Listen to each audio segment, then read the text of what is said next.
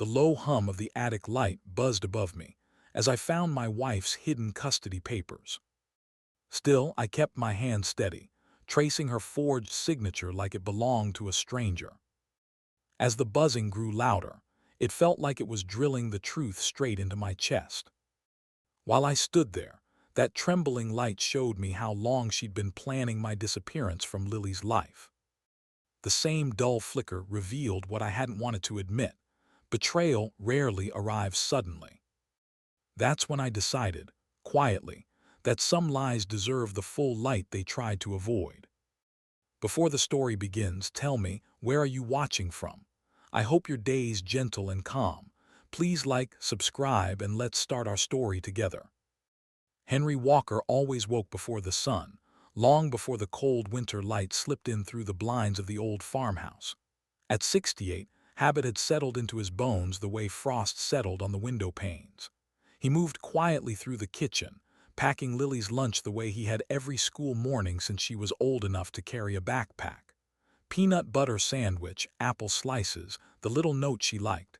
Have a good day, sweetheart. It was their ritual, a small anchor in a world that hadn't always been kind. He reached for the lunchbox, turning toward the table, and froze. There, placed perfectly in the center as if staged for some cruel theater, lay a thick manila envelope, his name printed across the front. Inside, he already knew, were legal documents. He didn't need to touch them to feel the weight. Still, he reached for the envelope with stiff fingers, pulling the papers out, scanning the first lines. Petition for dissolution of marriage. Request for full custody. Immediate temporary orders. No note, no explanation, just the cold, typed language of abandonment. A hollow sound escaped him, a mix between a breath and a tremor. He set the papers down as if they might burn through the table. His heart beat loud in his ears, a slow, stunned thudding. After everything, after trying to be patient, to be steady, to be the calm presence Rachel always said she needed, this was how she ended it, without a single word. The back door swung open with a rush of icy air and perfume. Rachel breezed in like she had somewhere more important to be. Hair perfect, makeup done, dressed in clothes he didn't remember seeing before. "Oh good, you saw them," she said, not bothering with hello. "I'm moving on, Henry, and I'm taking Lily with me. It's for the best." The words didn't sound rushed or emotional. They sounded rehearsed. Henry blinked at her, still unable to find his voice. "Rachel, what is this? Why, we haven't even—" "I don't owe you a breakdown of my decisions," she snapped lightly, smoothing her coat. "This marriage hasn't worked for a long time, you know that." But he didn't, not like this. Not divorce on the table, custody on the line sudden. He had felt distance, sure, tension. A coldness that grew quietly between them, but he thought it was stress or her long shifts or the winter gloom weighing on everyone. Not this. Never this. Lily's small footsteps pattered down the hallway, the hurried kind that came when something felt wrong. She peeked into the kitchen, still in her pajama pants, her hair a tangle from sleep. When her eyes landed on the papers, then on Rachel's rigid posture, she went pale. "What's happening?" she whispered. Rachel tossed her hair back.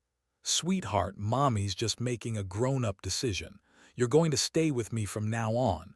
We'll talk more after school." Lily's face crumpled. She crossed the room instantly, grabbing Henry's arm with both hands. She clung so tightly her fingers shook. "No," she said, barely breathing. "No, Mom, I want to stay here. Dad, please." Rachel rolled her eyes, exasperated. "Henry, tell her it's temporary. Tell her this is normal." But Henry couldn't speak. The moment felt unreal, like every word threatened to shatter the air. His mouth opened, closed. He looked at Rachel, the woman he married late in life because he believed he'd finally found companionship again, and he didn't recognize her at all. Rachel sighed, annoyed by his silence. "I don't have time for this. I've already filed everything. My attorney will handle the rest. Just sign where they need you to sign." She slid past them, grabbing her purse, heels clicking sharply on the floor. Lily flinched at each sound.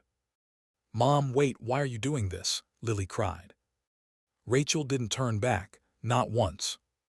"Because it's what's best for me," she said simply. Then she disappeared out the door, leaving the cold wind and the smell of her perfume behind. The quiet that followed wasn't peaceful, it was suffocating. Henry stared at the divorce papers again, the legal jargon blurring. His hands trembled, and he pressed them against the table to steady himself. He had survived the loss of his first wife, survived decades of hard labor, survived the loneliness that had crept into his later years. But this brutal, sudden ripping apart of his family, hit deeper than anything he'd ever expected. Lily stood beside him, still gripping his sleeve, her small body shaking. She tucked her face against his arm, muffling a sob. "Dad," she whispered, almost inaudible, "please don't let her take me." The words pierced him, straight through. Henry placed a trembling hand on the back of her head, pulling her close, trying to offer the steadiness he no longer felt. He didn't know how he would fight, or what Rachel had already put in motion, or how a 68-year-old man was supposed to battle a younger wife with resources he never had. But he knew one thing. He would fight, because his daughter was asking him to. And as Lily's tears soaked into his shirt, Henry realized the ground beneath his feet had already begun to shift, and this was only the beginning of a much bigger storm. Rachel didn't slam the door when she left. She made sure it closed softly, like she wanted her exit to feel civilized, justified. But the softness only made it worse. Henry stood in the doorway of the farmhouse, watching her drag two overstuffed suitcases across the frozen gravel. Her breath came out in angry clouds. She didn't look back, not even when Lily called her name from the stairs. "It's for the best," Rachel said sharply, cutting off whatever plea Lily was about to make. Then she flicked her gaze toward Henry with a kind of cold superiority he hadn't seen before. "You're too old to raise a child full-time, Henry. I'm doing what's necessary." Those words hit harder than the divorce papers. Too old. As if years of caring for Lily, of steady hands guiding her through homework and bedtime prayers, suddenly meant nothing. As if love aged the way bones did. He felt his jaw tighten, but he said nothing. Anything he said would come out shaky, and he refused to let her see him shake again. Rachel slid into the back seat of a rideshare car and shut the door without waving, without explaining, without giving Lily so much as a final hug. The car rolled away down the long dirt road, its taillights shrinking into the winter morning haze until they disappeared entirely. For a long moment, all Henry heard was Lily's soft, panicked breathing. She stood beside him in her coat, hood half fallen, her backpack still unzipped from where she dropped it earlier. He rested a hand on her shoulder, grounding her the best he could. But inside, he felt the cornerstones of his world: home, fatherhood, stability, slipping. Temporary custody orders arrived that afternoon, delivered with bureaucratic efficiency, the ink still smelling new. Lily would split nights between them until the hearing. A judge's signature made the arrangement feel final, even if Henry's heart rebelled against it. When Lily left for that first night with Rachel, she clung to Henry, fingers curled in the sleeve of his flannel shirt. "I'll come back tomorrow, right?" she whispered, as if someone might revoke the promise. He kissed the top of her head and nodded. "You'll always come back, Lily. I'll be right here."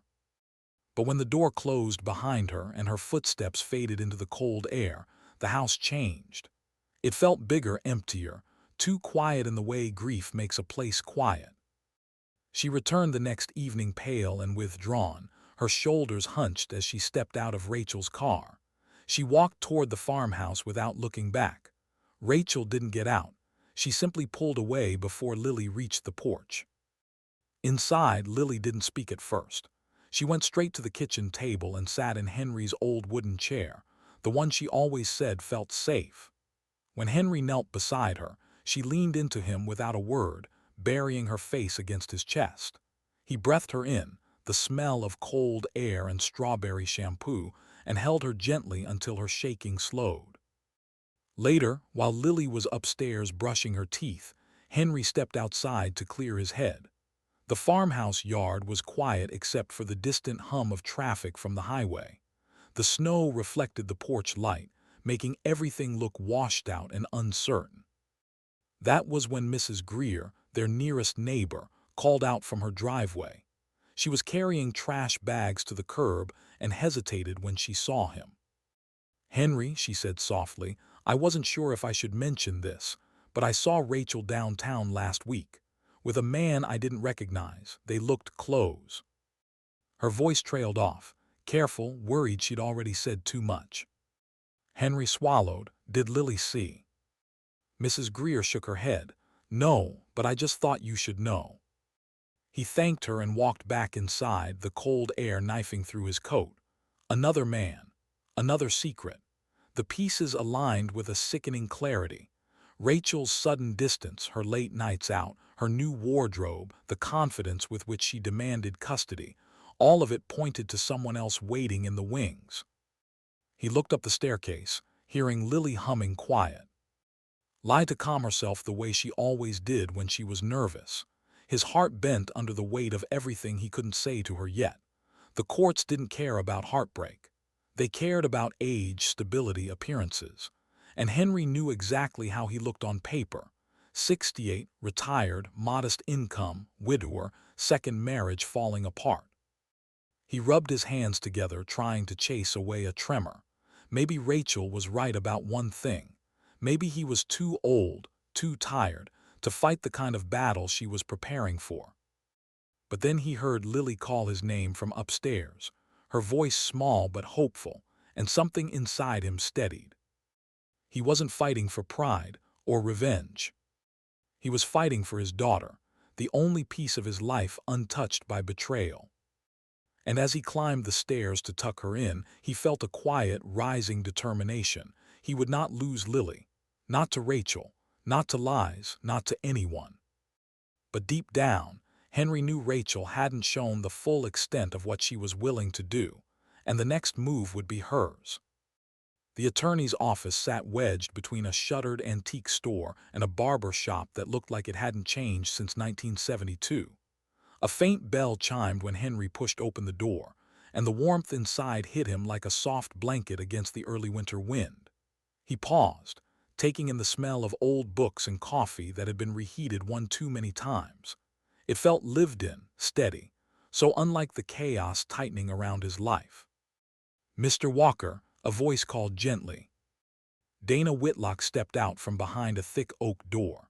She was in her early 60s, silver hair pulled into a low, efficient bun, glasses perched on the bridge of her nose.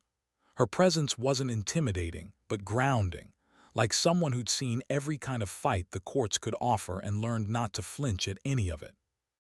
"Come in," she said, motioning to her office. "Let's talk through this."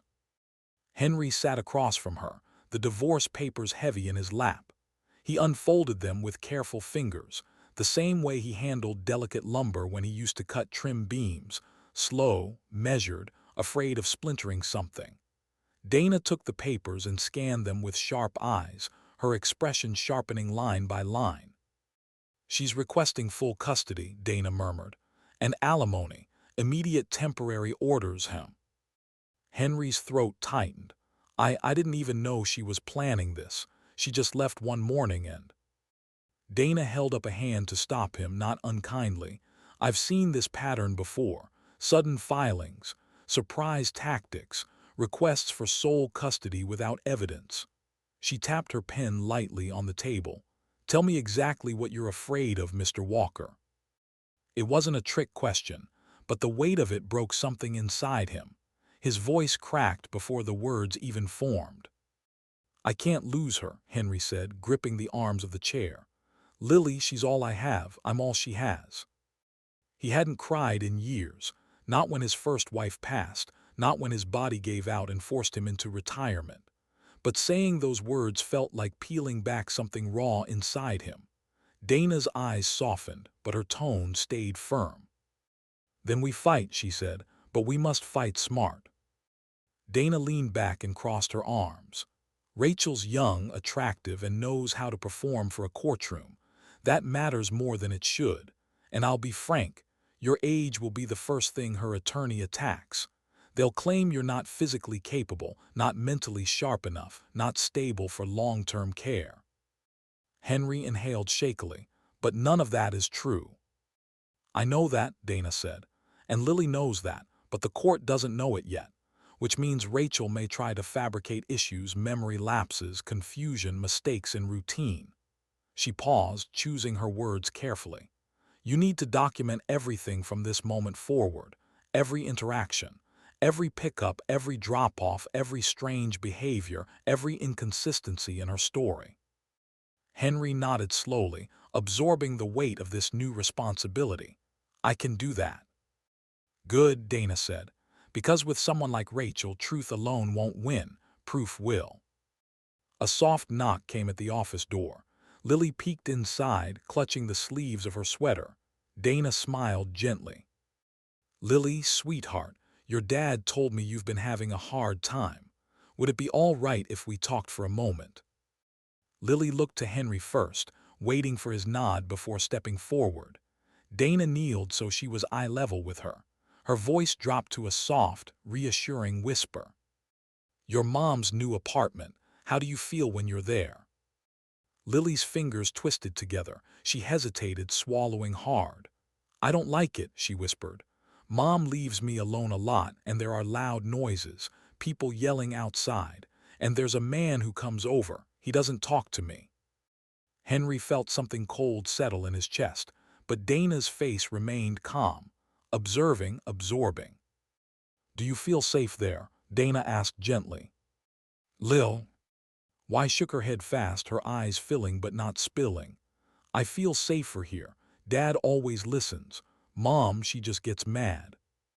Dana nodded, lifting a hand to rest lightly on Lily's shoulder. Thank you for telling me. You were very brave.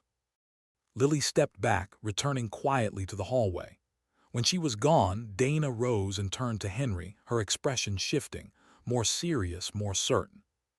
This isn't just a custody grab, she said. This is emotional manipulation. Your wife is trying to rewrite a narrative that doesn't match reality, and she's using your daughter as leverage. Henry exhaled slowly, his hands tightening into fists. What do we do? He asked. Dana gathered the papers into a neat stack, tapping them once against her desk. We build a case stronger than her lies, and we start immediately. Her certainty steadied him, but beneath that steadiness was an uneasy truth. Rachel had already drawn her battle lines, and Henry was only beginning to understand how far she might go. The next time Lily came back from Rachel's apartment, she looked smaller somehow, as if the weekend had taken something from her that hadn't yet grown back. She set her backpack down quietly, not flinging it onto the couch like she always did. Instead, she walked to the kitchen table and sat with her hands folded, waiting for Henry to join her. He dried his hands on a dish towel and took the seat across from her, leaning forward. Rough weekend? He asked gently. Lily didn't answer right away. She stared at her fingers, twisting them slowly. Dad, she whispered finally, Mom keeps leaving me alone at night. Henry felt the air leave his lungs. What do you mean alone? She says she has things to do. She puts on makeup and dresses up, and she tells me to stay inside and not answer the door. Lily's voice quivered. Sometimes she doesn't come back until after midnight. Henry's vision tightened for a moment, everything narrowing into a sharp point. Did something happen? He asked, trying to keep his voice steady. Lily nodded. A man came over, late. Mom said his name is Colin. She hesitated, then added, he didn't talk to me. He just looked annoyed that I was there. He asked Mom why she did get a sitter. A pulse of hot anger rose in Henry's chest. He'd suspected Rachel was hiding something, but hearing it through Lily's trembling voice made the truth hit deeper. Did he ever yell at you? Did he touch you? Henry asked carefully. No, Lily said quickly. He just ignored me, but I could hear them arguing and I was scared. Henry swallowed hard. He didn't want to scare her more, but he needed to understand. Did Mom know you were scared? Lily nodded again. I told her. She said I was being dramatic and ruining her night. Henry had heard enough. The heartbreak settled first, an aching, heavy feeling that his daughter's childhood was being treated like collateral in Rachel's new life. But underneath that grief came something hotter and harder. Rage. A quiet, protective rage he hadn't felt since he was a much younger man, back when he would have fought anyone who threatened the people he loved. Later that night, while Lily sat at the kitchen counter with crayons spread around her, Henry pretended to tidy up so he could watch her from across the room. He noticed how she kept glancing at the door, as if expecting someone loud or unwelcome to barge in. When she finally started drawing, she didn't sketch animals or trees the way she usually did. She drew a small girl sitting alone in a room with one lamp on, shadows stretching across the floor. A closed door. A dark hallway. Henry picked up the drawing gently. "This from the apartment?" he asked. Lily didn't look up. "That's how it feels there." He closed his eyes for a moment, fighting the urge to drive to that downtown building and rip his daughter out of it permanently. But anger wouldn't win this fight. Proof would. Dana's voice echoed in his mind. Document everything. So the next morning he made a discreet call to CPS, speaking calmly, sticking to facts. He explained Lily's statements, her fear, the late-night visitor, the long absences. The caseworker took notes, her voice professional but attentive, promising someone would follow up. Henry hung up, thinking he'd taken a careful step forward. But Rachel always sensed when her control was slipping. 2 days later, she arrived during drop-off with a bright smile and venom behind her eyes. "Henry," she said loudly, too loudly, "we need to talk about your memory issues." Henry frowned. "My what?" She laughed softly, a rehearsed, dismissive sound. "Darling, you're forgetting things, confusing dates. You even told Lily the wrong pickup time last week."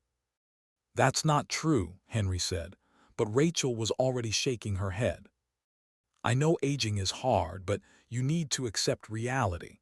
I can't have Lily living with someone who might forget to lock doors or turn off a stove. I've already mentioned my concerns to my attorney." The IM. Plication slammed into him with sickening clarity. She knew CPS was watching. She knew the custody hearing was coming, and she was preparing her counterattack, casting him as a man whose mind was slipping. Lily hovered in the background, eyes round and anxious, waiting for the conflict to end so she could step toward her father again. Henry inhaled slowly, letting the frost settle into his lungs before speaking. "My memory is fine," he said evenly. Rachel smirked, walking away. "We'll let the judge decide." When she drove off with Lily in the backseat, Henry stood on the porch long after the car disappeared down the road. His hands curled around the railing until his knuckles turned white. Rachel was rewriting reality, turning lies into weapons, and she was doing it without hesitation. But Henry made a vow right then, quiet, steady, unbreakable. He would prove he was still the father Lily depended on. And he would not let Rachel's new life destroy their daughter's sense of safety. What he didn't know yet was how quickly Rachel's lies were about to escalate, and how far she was willing to go to win. ChatGPT can make mistakes. OpenAI doesn't use Usama workspace data to trial. Henry was repairing a loose hinge on the mudroom door when the knock came. 3 quick taps, official and unmistakably deliberate. He wiped his hands on his jeans and opened the door to find a woman standing on the porch, bundled in a gray coat, a badge clipped to her pocket. "Mr. Walker, I'm Jamie Torres with Child Protective Services. We spoke on the phone." Henry's stomach tightened, not from guilt but from the gravity of what this visit meant. "Of course," he said. "Come in. Lily's just finishing breakfast." Jamie stepped inside, her eyes scanning the house with quiet precision.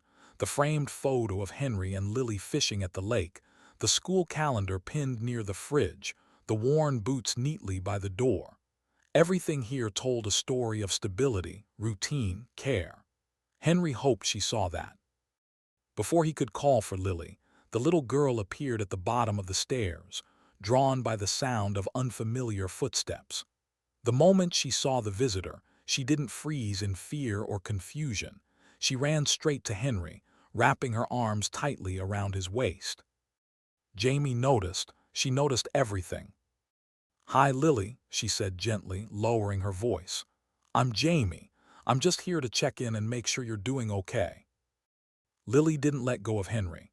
Her fingers dug into his shirt, her cheek pressed against his side as if she needed his heartbeat to steady her own. Jamie smiled softly, but there was something in her eyes, a subtle shift, a quiet acknowledgement. Children didn't cling to people they feared. They clung to people who made them feel safe. "Do you mind if I ask her a few questions?" Jamie asked. Henry nodded, but Lily's grip tightened. "It's all right," he murmured, smoothing her hair. "I'll be right here." Jamie sat at the kitchen table while Henry and Lily sat across from her. The winter light slanted through the window, settling over the room in pale gold. The house felt vulnerable in that stillness, like everything unsaid hovered just beneath the surface. "Lily," Jamie began, "can you tell me what it's like at your mom's apartment?" Lily shifted uncomfortably. Her voice was small but honest. "I don't like it. Mom leaves a lot, and it's loud there, people yell outside, and Colin comes." Jamie didn't interrupt. She only nodded for Lily to continue. "He doesn't talk to me, he just acts like I'm not there." Lily hesitated. "I feel safer with Dad." Jamie wrote something in her notebook, her brows knitting briefly, just a flicker, but Henry saw it. And hope, fragile but real, stirred inside him. Before Jamie could ask her next question, the front door swung open with a burst of cold air. Rachel stepped inside as if she owned the place, wearing a bright smile that didn't reach her eyes. "There you two are," she chimed, her voice sugary and too loud. "My sweet girl, come give Mommy a hug." Lily froze. Rachel spread her arms wide, walking straight toward her with exaggerated enthusiasm. Henry watched Lily's shoulders rise, watched the panic bloom across her face. When Rachel scooped her into a hug, Lily didn't melt into her embrace. She stiffened like a board, her hands barely touching her mother. Rachel forced a laugh, pressing her cheek against Lily's temple. "She's just tired," she told Jamie. "She gets shy around new people. Isn't that right, sweetheart?"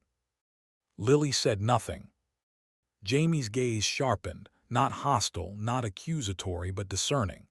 She had walked into countless homes, heard countless excuses, witnessed countless performances.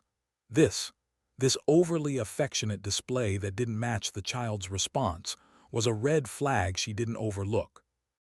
"Lily," Jamie said gently, "do you want to sit with your mom or your dad right now?" The question cut through the room. Slowly, Lily turned her head, looking first at Rachel, whose smile faltered ever so slightly, and then at Henry. The decision took only a heartbeat. She reached for him. Henry lifted her onto his lap, his hand steady on her back. Rachel blinked in disbelief, her jaw tightening before she caught herself and forced another brittle smile.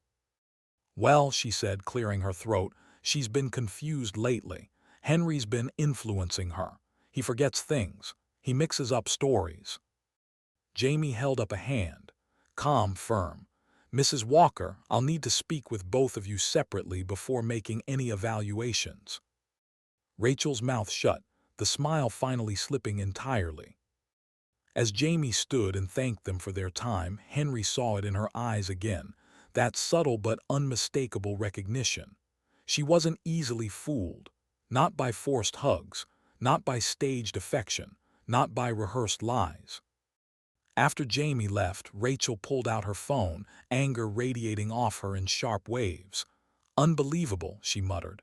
"You're poisoning her against me. You'll regret this." She stormed out, slamming the door behind her. Henry sat in the quiet that followed, Lily still curled against him, her breathing slow and shaky. And that was when he understood something with absolute clarity. Rachel would lie without shame, without hesitation, without even blinking. And the battle she was preparing to wage would be far uglier than anything he had imagined.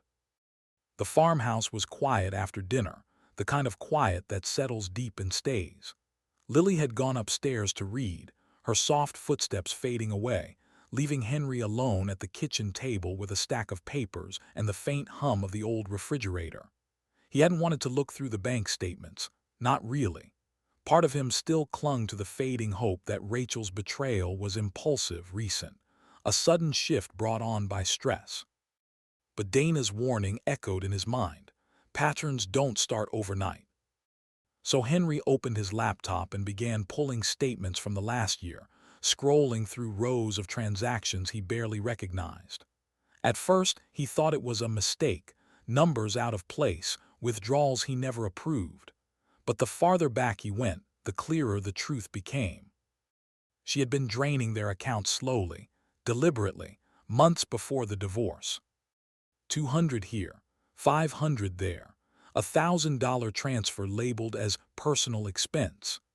Each withdrawal small enough to look harmless, but together they formed a pattern of quiet betrayal that hollowed Henry out with every click. His heart thudded heavily as he opened their shared credit card records, fees from hotels he'd never stayed in, charges from upscale restaurants he'd never heard of, designer boutiques, late-night purchases, all hidden behind vague descriptors and billing cycles he never bothered to check. He distrusted her, completely. Henry ran a hand over his face. The screen blurred, not from the light, but from the realization settling in his bones. Rachel hadn't been unhappy for weeks. She had been preparing an exit for months. When he met with Dana the next morning, she spread the statements across her desk, forming a timeline with practiced efficiency. Her finger traced the highlighted dates, charges from weekends when Rachel had claimed she was working late, transfers made on nights Henry remembered being home alone with Lily. This, Dana said quietly, isn't just irresponsible spending. It's premeditated separation. She was establishing financial independence before filing for divorce. Henry swallowed, his throat dry. All those dinners, all those hotel nights, were they with him? Dana nodded grimly. Most likely Colin. The dates line up with when your neighbor mentioned seeing Rachel with another man, and with the nights Lily said she was left alone. Hearing the name spoken aloud felt like sandpaper dragging across his chest. Colin, a stranger, a man who treated his daughter like she was invisible, who slipped into Rachel's life long before she walked out the door. Dana adjusted her glasses. If we can connect these charges to him, it strengthens our case. It shows deceit, instability, and poor judgment. Henry nodded, trying to focus, but his mind was stuck on Lily's small, scared voice. A man came over. Mom said his name is Colin. Later that evening, after Lily finished her homework, she lingered beside Henry's recliner. She twisted the hem of her shirt, working up courage. "Dad," she murmured, "can I tell you something, but you won't get mad?" He set the remote down and faced her fully. "Never at you, sweetheart." She exhaled shakily. "I saw Colin before." Her eyes flicked downward. "Before the divorce. He came to the house once when you were in the barn. Mom told me not to say anything." Henry's breath caught. "What did you see?" "They were kissing." Her voice was barely a whisper. "I didn't know what it meant. I thought maybe it was a mistake." A deep cracking sadness spread through him. His little girl had carried that secret for weeks, confused, scared, unsure. What betrayal even looked like, until the world crashed around her. He gathered her gently into his arms. "You did nothing wrong," he whispered. "Nothing." After she went to bed, Henry returned to his documentation. He wrote down every date, every statement, every detail Lily had shared. Page after page filled with truth, quiet, painful truth he had ignored for far too long. Then late that night, as he checked his phone before bed, he saw it. A new post from Rachel on social media. A smiling photo of her in her new apartment, makeup perfect, wine glass in hand. The caption read, "Sometimes you have to escape toxic old energy to find your real life." Hundreds of likes, comments cheering her on, people calling her brave, strong, independent. Henry stared at the screen, the glow casting sharp shadows across his tired face. He realized then that she wasn't just lying to lawyers or judges. She was crafting a narrative, an entire world where she was the victim and he was the burden. She was planting the seeds of her story long before the court ever heard a word. And the people consuming it believed her.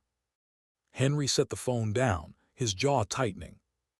If Rachel was writing a false version of the truth, then he would have to make sure the real one was impossible to ignore. But deep down, he sensed something darker. Her lies were only gaining momentum, and he hadn't yet glimpsed how far she would go to protect them. Dana Whitlock's office felt colder than usual when Henry walked in, but maybe it wasn't the room, it was the weight gathering around him. He set a folder of printed documents on her desk, his shoulders tight, jaw clenched. Dana looked up from her laptop, studying him with the steady patience of someone who'd guided hundreds of desperate parents through storms like this. "Sit," she said calmly, "and breathe." Henry sank into the chair, pressing his palms together. "She's posting more lies. She's telling neighbors I get confused. Now she's saying I forgot Lily at school last week. I was 10 minutes early." Dana folded her hands. "Henry, listen to me." Her voice softened but carried a firm edge. "Truth wins when it's presented correctly, not by shouting louder, not by reacting emotionally, by being factual, calm, and precise." He nodded, though his chest still felt tight. "It doesn't matter what I say, people believe her." "No," Dana corrected, sliding a new set of papers toward him. "People believe whatever story is clearest, so we make our story undeniable." The papers were medical evaluation forms. His doctor's signature sat at the bottom of each page, accompanied by clean, authoritative language. Patient exhibits strong cognitive function. No signs of memory deterioration. Physically stable for age, fully capable of primary caregiving. Henry exhaled slowly, a faint relief loosening the knot in his stomach. "You did all this already." Dana smiled. "I knew Rachel would go after your age. She telegraphed it the moment she filed for full custody." She stood and walked to a tall cabinet filled with color-coded folders, her fingers moving with practiced efficiency. "We'll enter this medical evaluation into evidence along with your employment history, references from neighbors, and the CPS notes from Jamie's visit. It establishes you as consistent and credible." Henry rubbed his hands together, grounding himself. "What about Lily? How do we protect her through this?" Dana picked up her tablet and turned the screen toward him. "Her teacher emailed me this morning. She shared concerns about Lily's anxiety at Rachel's home." Henry leaned forward, reading the message slowly. "Lily appears exhausted on days she returns from her mother's apartment. She has mentioned being scared when left alone. Her work quality drops significantly after weekends with Rachel." The words blurred briefly as Henry blinked hard, part pride, part sorrow. His daughter had been carrying far too much. Dana tapped the email. "Testimony from a teacher is incredibly strong. It's neutral, professional, and based on observations, not emotion." Henry nodded again, but this time his breath shivered faintly. "I have to hold it together for her, Dana. But every time Rachel lies, every time she opens her mouth—" "Then we stay composed," Dana interrupted gently. "You don't confront Rachel. You don't respond to provocations. Every outburst she has, every wild claim becomes another point in your favor." As if summoned by the thought, Henry's phone buzzed. A new message from Rachel lit the screen. "You forgot Lily's math worksheet again. This is exactly what I told my attorney. Your memory is slipping. She deserves a capable parent, Henry." He shut his eyes for a moment. "She's relentless." Dana didn't even flinch. "And predictable." She typed quickly on her laptop. save every message, will present them as evidence of false accusations. Henry swallowed the bitterness rising in his throat. She'll say anything. She'll drag me through the mud just to win. Not just to win, Dana said, looking up at him. To control the narrative. He thought of the social media posts, Rachel smiling in her new apartment, reinventing herself as a brave survivor of a marriage she claimed had suffocated her. Every caption twisted reality further, painting him as some outdated relic holding her back. Dana placed a hand over the stack of documents. This is why documentation matters. Lies crumble under evidence. Judges don't rule on Instagram captions. They rule on facts. Henry sat back, letting her words soak through the noise in his head. He forced himself to inhale deeply, then release the breath slowly. For Lily, he needed to find the version of himself that didn't shake under pressure. But Rachel wasn't finished. That afternoon, when Henry arrived at the school pickup, Rachel was already there, even though it was his scheduled day. She stood beside her car, arms crossed, eyes bright with triumph. "I'm taking her," she said before he reached her. "You mixed up the schedule again." Henry's jaw tightened. "No, today is mine." Rachel smiled sweetly, loud enough for other parents to hear. "Henry, this is exactly what I told everyone. You're forgetting things. If you need help remembering." Lily emerged just in time to hear it, her expression falling, her backpack slipping off one shoulder. Henry caught her eye, offering the gentlest look he could manage. He didn't argue with Rachel. Not here, not in public. He simply pulled the printed schedule from his coat pocket and handed it to her silently. Rachel's smile cracked when she saw the correct date. She snatched the paper, tossed it back at him, and drove away without another word.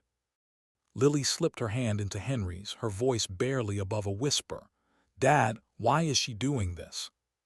He didn't answer, not because he didn't know, but because the truth was too heavy for her. Later that evening, Henry dropped a thick folder of documentation onto Dana's desk. She flipped through the pages, nodding slowly. "This," she said, "will win battles, but the hearing," she met his eyes, "that will be war." Henry nodded, the weight of that truth settling deep inside him. War was coming, and Rachel was already sharpening her weapons.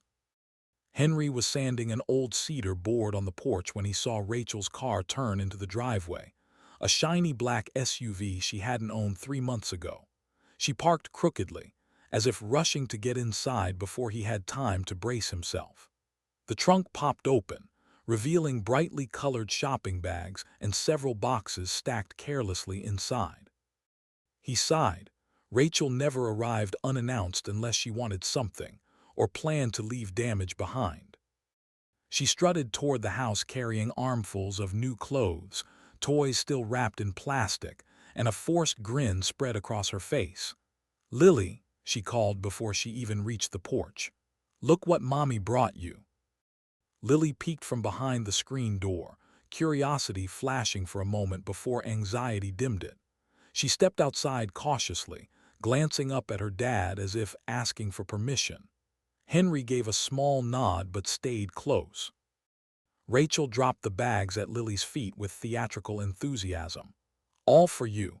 Dresses, shoes, games, everything you could want. Mommy's new place is so much more fun than here." Henry kept his arms folded, trying not to let his irritation show. He already recognized the tactic. Bribery, shiny things meant to sweeten a poisoned narrative. Lily knelt, gently touching one of the boxes, but she didn't smile. "Thank you," she murmured out of politeness. Then she stepped back. Rachel crouched beside her, brushing Lily's hair behind her ear with a gleaming, carefully manicured hand. "Sweetheart, the judge might ask you questions soon. Remember how much you love Mommy's new apartment, how happy you are there." Lily froze. Henry felt his stomach drop. He opened his mouth, but Lily spoke first, quiet but firm. "I don't love it," she said. Rachel blinked, thrown. "What?" "I don't love your new place," Lily repeated, gathering a shaky breath. I don't like it there. I don't want to say I do. For a moment the air sharpened, cold, brittle, on the verge of breaking. Rachel's smile vanished. Her jaw tightened, eyes narrowing into something sharp and hostile. "Lily," she hissed, "don't make things difficult. People are watching. You need to say you're happy. We talked about this." Henry stepped forward subtly, positioning himself closer to his daughter. "She doesn't have to lie for you," he said, Voic. Low and steady. Rachel's head snapped up. "Oh, don't start," she spat. "You've always been a burden, Henry, always slowing everything down. You can't even keep up with a child half the time." He didn't react. Instead, he slipped a hand into his jacket pocket and tapped his phone. The recording app was already open, Dana's advice echoing in his mind. Document everything. He held the phone angled slightly toward them, the screen dark. Rachel saw none of it. She stepped closer, her voice rising. "Do you think anyone believes you're capable of raising a 10-year-old alone? You're old, Henry. You're tired. You forget things. You shouldn't even be fighting this." Lily's eyes widened. She took a small step backward until she bumped into her father's side. Henry rested a reassuring hand on her shoulder. Rachel didn't notice the distress or didn't care. She pressed on, her anger building. "You want to know the truth," she snapped. "You slow Lily down. She could have opportunities with me, better schools, better life, better everything. But you keep holding her back in this rundown farm life." The toy bag still sat on the ground between them, bright and untouched, suddenly looking more like props than gifts. Henry didn't lift his voice. He didn't need to. "If you think tearing me down will make you look like a better mother," he said quietly, "you're wrong." Rachel scoffed, tossing her hair over her shoulder. "I'm the only parent here thinking about her future. You're just trying to cling to what little purpose you have left." Lily's fingers gripped Henry's shirt. He felt her trembling, the subtle shake of a child witnessing a truth she wished she didn't have to see. Rachel reached toward Lily as if to pull her forward, but Lily darted behind Henry, hiding fully behind his frame. The movement cut through the tension like a blade, instinctive, telling, impossible to misinterpret. Jamie from CPS had seen Lily recoil before. Dana had seen her anxiety. But now Henry saw the moment for himself, raw and unfiltered. Lily wasn't afraid of the apartment. She was afraid of her mother. Rachel's face twisted with frustration. "Fine," she said sharply. "Stay here. I'll make sure the court hears about this. Both of you will regret it." She stormed back to her SUV, slamming doors, throwing the bags into the trunk with careless force. Gravel spat out from under her tires as she sped down the driveway, leaving nothing but exhaust and silence in her wake. Henry stood still for a long moment, Lily clinging to him, her breath quick and uneven. He wrapped an arm around her, grounding her trembling body with his calm. The phone was still recording, every word captured. Henry didn't smile. He didn't feel victorious. He felt something far heavier, an understanding that settled deep in his bones. Rachel's lies weren't impulsive. They were dangerous. And now, after today, he knew with absolute clarity. This woman could not be trusted with their child. Henry knew something was wrong the moment Rachel's SUV turned into the driveway. Even before the engine cut off, even before the back door opened, he felt it, a tremor in the air, a heaviness that settled in his chest like a warning. Lily stepped out, but she didn't walk. She ran. Barely got 2 feet away from the car before she sprinted toward him, her sobs already cracking through the cold evening air. Henry rushed forward, meeting her halfway as she collided into him with the kind of desperate force only terror can create. She clung to him, burying her face into his coat, crying so hard her small body shook. Rachel didn't even get out of the car. She rolled down the window just enough to shout, "She's being dramatic. You deal with it," before pulling away, taillights screaming down the dark road. Henry held Lily tighter, stunned by the casual cruelty of it. "Hey, hey, sweetheart," he whispered, kneeling so he could hold her at eye level. "What happened? You're safe now, talk to me." But Lily couldn't speak. Not yet. She only cried harder, gripping fistfuls of his coat like she feared he might disappear, like she wasn't sure the world was solid beneath her feet. He carried her inside, closing the door gently behind them, shutting out the cold and the echo of Rachel's indifference. He sat on the couch with her curled against him until her sobs softened into quiet, broken breaths. Only then did she manage words. "Dad, she left me again," Lily whispered. Henry's jaw tightened, but he kept his voice calm. "Left you? When, sweetheart?" "Tonight." Lily wiped her cheeks with trembling hands. "She and Colin went out. They said they wouldn't be long, but they were gone for hours. I was alone." A slow burn spread through Henry's chest, the kind that came from a mixture of fear and anger so deep it felt like a physical wound. "Did something happen while they were gone?" Lily nodded, still clutching his sleeve like an anchor. "Colin came back first. He was drinking. He yelled a lot." Henry's stoma. CH dropped. "Yelled about what?" She buried her face again before answering. "He said kids ruin nights, that I should stay out of the way." He slammed the door so hard the picture on the wall fell. I didn't know what to do. Henry closed his eyes briefly, forcing his breath steady. Not for himself, for her. "You did nothing wrong," he said softly. "Not one thing." But inside him, anger churned, quiet, controlled, but immense. He had let the system dictate visitation. He had trusted it, trusted that Rachel would at least keep their daughter physically safe. That Colin, a man he'd never met, never approved, wouldn't be around Lily unsupervised. He realized now how naive that hope had been. He pulled a blanket around her shoulders, letting her rest against him. "You're safe now," he murmured again, even though the words tasted bitter. "Safe for the moment, but what about tomorrow or the next court-ordered visit?" Lily's breathing slowly steadied.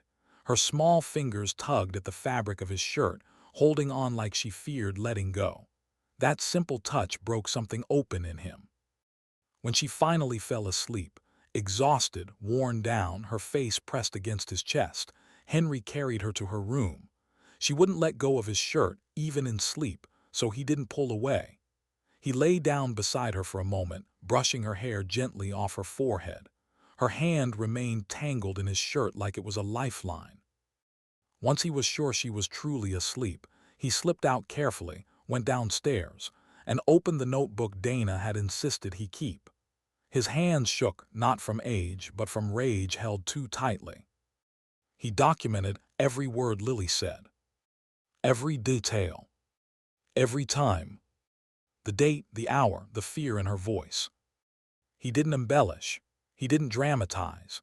He wrote truth in clean, precise lines, truth Rachel could no longer twist into a weapon.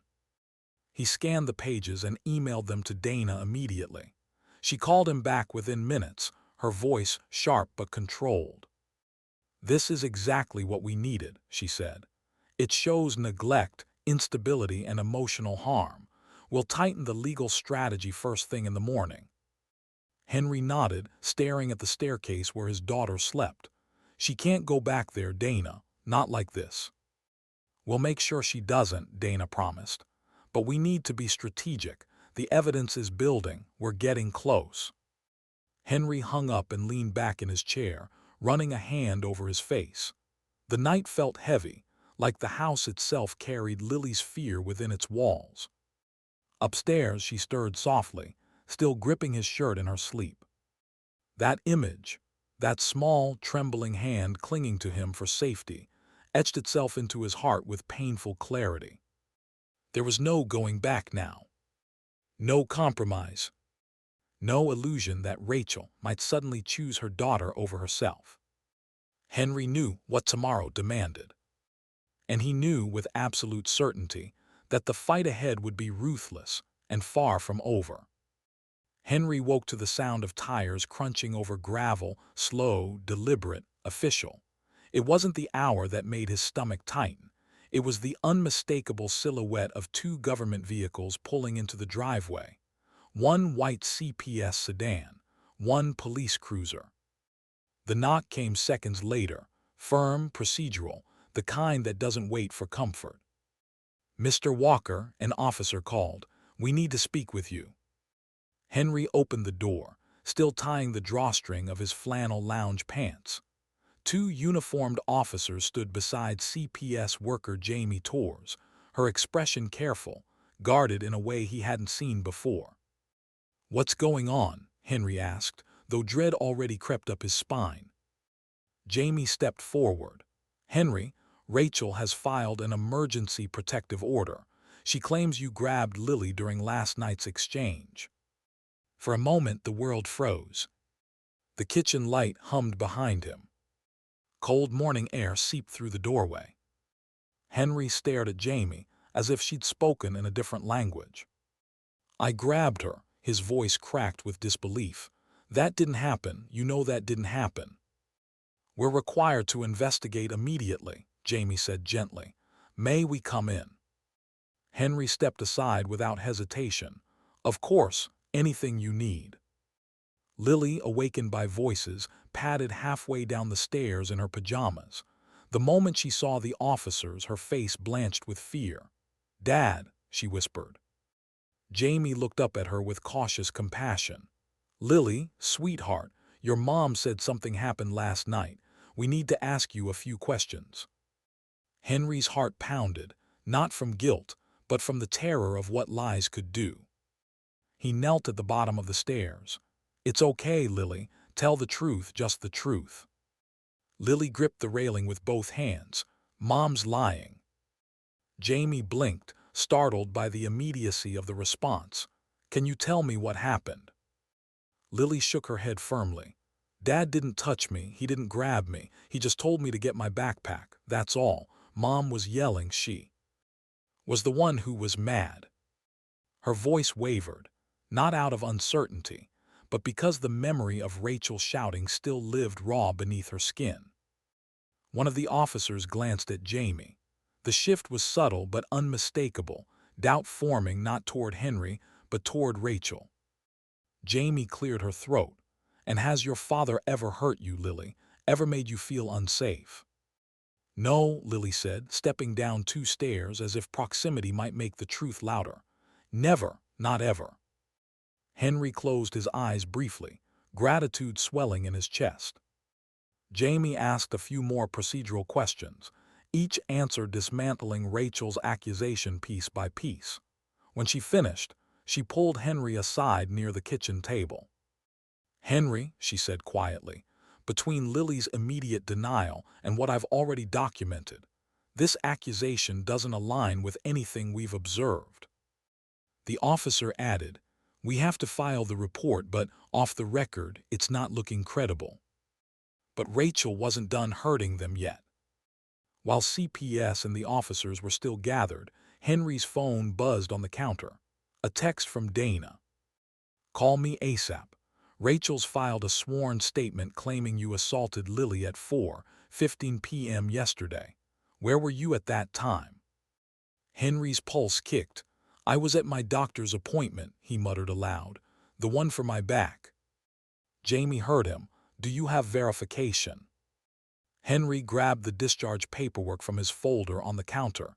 Timestamped 4:03 p.m. He handed it to her with shaking hands. Minutes later, while the officials were still reviewing notes, Henry stepped outside to call Dana. She answered on the first ring. "Henry, listen carefully," she said. "Rachel claims she witnessed you grabbing Lily at 4:15 p.m. I just pulled your medical portal records. You checked out of the clinic at 4:03. It's a 10-minute drive to the exchange point. The timeline is impossible." Henry exhaled hard, gripping the porch railing. "She's just making things up now, completely." "She's unraveling," Dana said. "This is desperation, but it also means we have to move fast." Inside, Jamie and the officers wrapped up their assessment. Every one of them had seen enough accusations to recognize when one stank of manipulation. When Henry walked back in, Jamie gave him a long, measured look. "I'm noting significant inconsistencies in Rachel's statement," she said. "This will be reviewed at the next hearing." Henry nodded, but his chest felt tight, not from fear now, but from grief. Grief that the woman he once trusted enough to marry had sunk this low, weaponizing lies against the father of her child.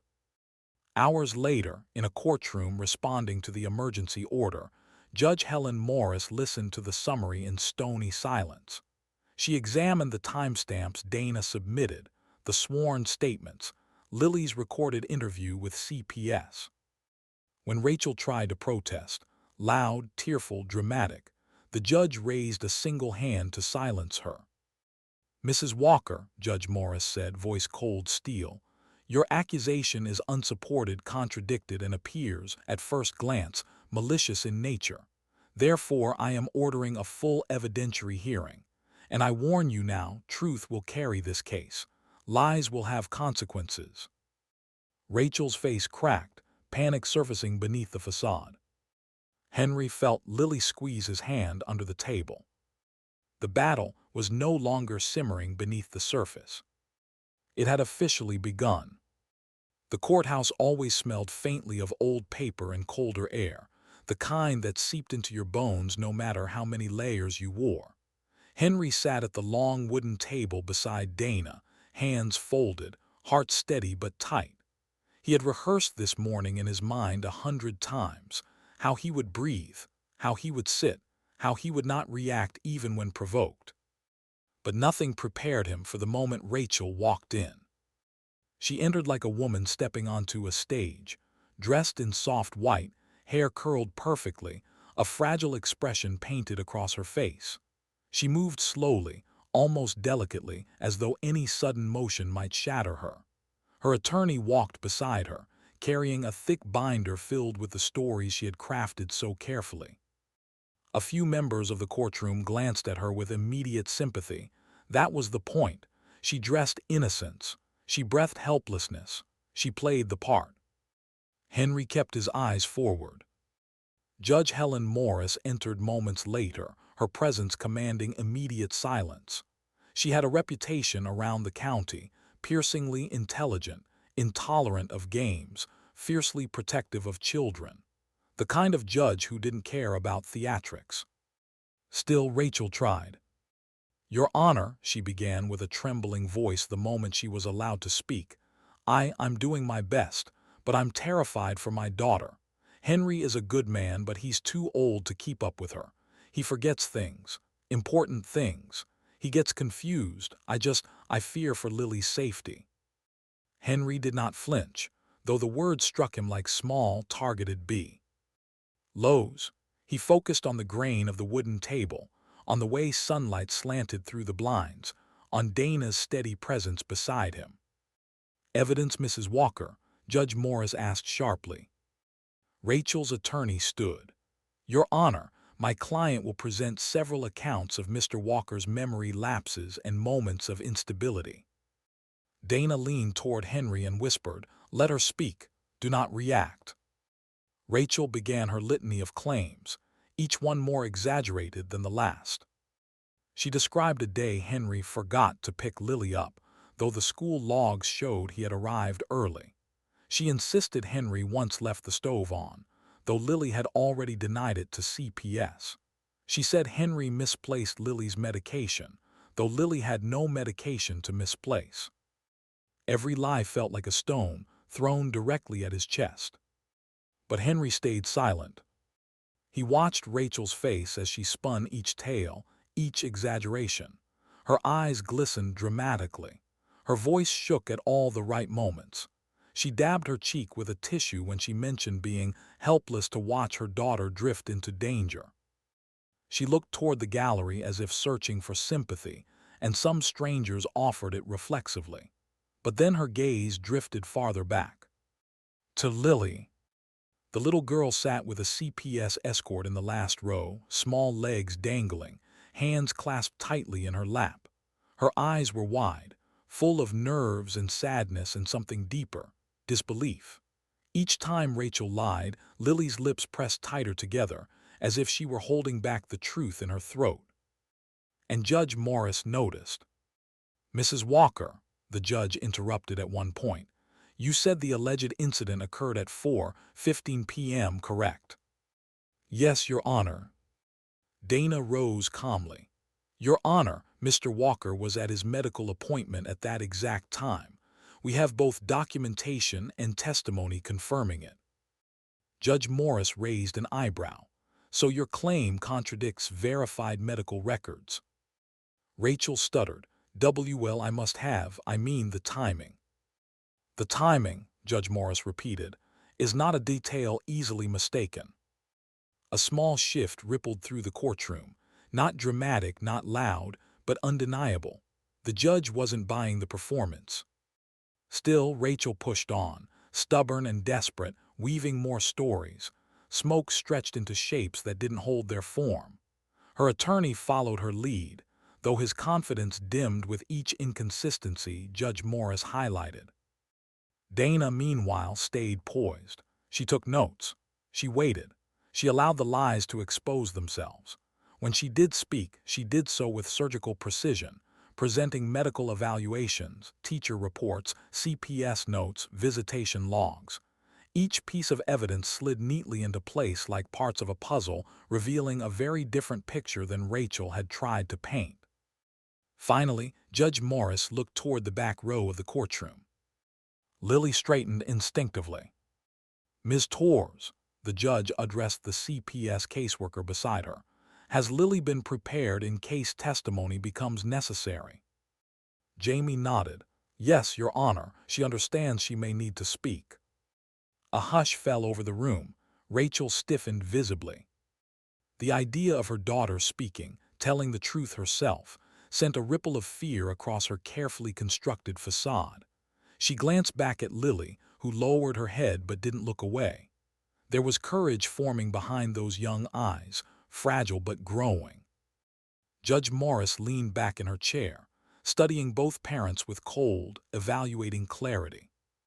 "This court," she said, "is committed to uncovering the truth, and if necessary, I will ask the child to help provide it." A faint tremor passed through the room, anticipation mixed with dread. Henry exhaled softly, knowing the next moments of this battle would not only test him. They would test Lily's courage too. Rachel rose from her seat with the confidence of someone who still believed the story she'd built could hold. She clasped her hands delicately, lifting her chin toward Judge Morris as though she were the picture of maternal grace. "Your Honor," she began, "I think the biggest thing being overlooked here is Lily's happiness. She prefers my new home. She's told me multiple times how much she loves the space, the quiet, the safety. She wants to live with me full time." Henry didn't move, but he felt Lily flinch behind him. The lie wasn't just bold, it was brutal. From the back row, Lily's eyes widened, trembled, filled with something between fear and disbelief. She looked from Rachel to the judge, then to her father, silently pleading for someone to stop the lie from spreading. But it didn't stop. Rachel continued, her voice softening into a practiced tremble. "She feels stifled in Henry's environment. She told me she's bored there, that she feels limited. She wants new opportunities, a better life. I'm simply trying to provide that for her." Lily's small hands clutched the edge of the wooden bench. Her breathing grew uneven, her shoulders rising with each sh. Arp inhale, it wasn't anger, it wasn't confusion. It was the moment a child reaches a breaking point. Judge Morris noticed the shift instantly. Her gaze sharpened, not toward Rachel but toward Lily. "Ms. Torres," the judge said to the CPS worker beside her, "please bring Lily forward." A hush spread through the courtroom. Even the distant hum of the fluorescent lights felt louder. Jamie placed a supportive hand on Lily's back. "You're okay," she whispered. "Just walk with me." Henry turned slightly as Lily approached, giving her the smallest nod, steady, reassuring, the promise that he wasn't going anywhere. Lily took the last few steps alone, her shoes tapping against the polished floor like timid echoes. Judge Morris softened her posture. "Lily," she said gently, You are not required to speak, but I want to give you the chance to share your truth. Do you feel comfortable telling me what you want?" Lily swallowed hard. Her voice, when it came, trembled like a candle flame fighting against wind. I need to say something." The judge nodded. "Take your time."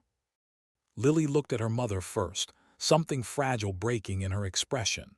Rachel smiled at her, encouraging, coaxing, but Lily didn't step toward her. She took a deep breath and turned toward the judge instead. "I don't prefer Mom's new home," she whispered. "I don't." A ripple moved through the room. Rachel's face fell, her mouth parting in stunned disbelief. Lily continued, stronger now, as if the truth itself was giving her air. "Mom leaves me alone, a lot. She goes out with Colin, and then I get scared." Her voice cracked, but she didn't stop. "Colin comes over late, he drinks. He yells sometimes. He said I ruin nights." Jamie looked down at her clipboard, jaw tight. Dana slightly tilted her head, absorbing every word. Lily's hands clasped together tightly. "I don't feel safe there." Rachel shot up from her chair. "Lily, that is not." Judge Morris slammed her gavel once. "Mrs. Walker, sit down or you will be removed from this courtroom." The outburst died instantly. Rachel sat, but her face burned with panic. Lily lifted her chin, tears finally spilling. She pointed toward her father with a trembling hand. "I feel safe with my dad. He takes care of me. He listens. He doesn't leave me alone." Henry felt his chest tighten. He hadn't allowed himself to imagine this moment, not because he doubted her, but because he knew how heavy it was, asking a child to speak truth in front of parents who might break under it. Judge Morris leaned forward, her voice unwavering but compassionate. "Lily, thank you. You were very brave." Rachel tried once more, desperation leaking through her voice. "Your Honor, she's been coached. Clearly, Henry has." "Enough." The judge's tone cut clean through her defense. "The child's testimony is consistent with CPS notes, teacher reports, and the evidence presented, and her body language toward you, Mrs. Walker, has been notable throughout these proceedings."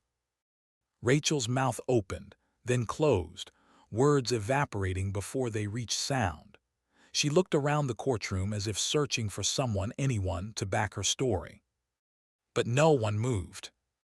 The room felt frozen, not cold, but suspended in a collective realization.